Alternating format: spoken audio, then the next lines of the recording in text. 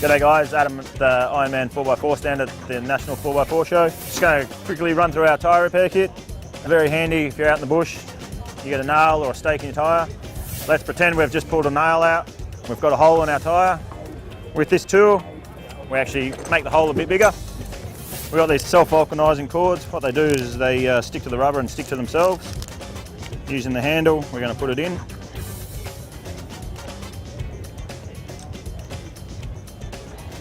Bit of lube to make it easier.